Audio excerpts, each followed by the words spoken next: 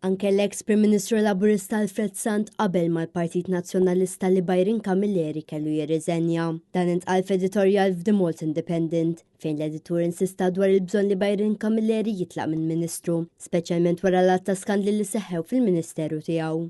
Intqal ukoll li kien hemm bżonn ikbar li l-Prim Ministru Roberta Bella jaċċetta r-riżenja tiegħu u mhux ikompli għaddej daqs li kieku ma ġara xejn. Apparti s-serqa ta' aktar minn 200 kg reżina ta' kannabis li nsterqet mill-AFM, l-editorjal fakkar kif l-iskandli tal-karti tal-identità u l-ħabs ta' ftit snilu kif ukoll ta' nuqqasijiet min-naħa tal-korp tal-pulizija kollha ġew taħt il-kontroll tiegħu. L-editur spjega li minkejja li qabel ma ċċettax ir-riżenja ta' Kamilleri u xorta missu r-riżenja irrispettivament minn dak li jaħseb il-Prim Ministru, bħalma kien għamel Chris Fearn is-sena li għaddiet b'konnessjoni mal-inkjesta maġisterjali b'rabta mal-isptarijiet. Fl-editorjal intqal li l-Gvern issospenda lill-Brigadier tal-AFM u ħalla li Kamilleri jitfa' r-riżenja tiegħu sempliċiment biex jidher li qed jagħmel xi ħaġa u biex jalaq ħalq il-Partit Nazzjonalista minkejja li dan huwa dak li suppost għandu jsir.